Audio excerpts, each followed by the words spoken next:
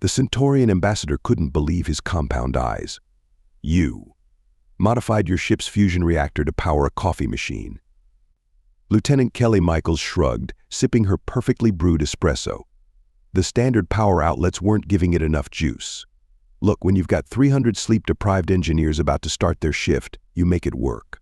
But the safety protocols? Oh, we added 6 layers of shielding and a dedicated emergency shutdown. The coffee machine is probably the safest thing on this ship now.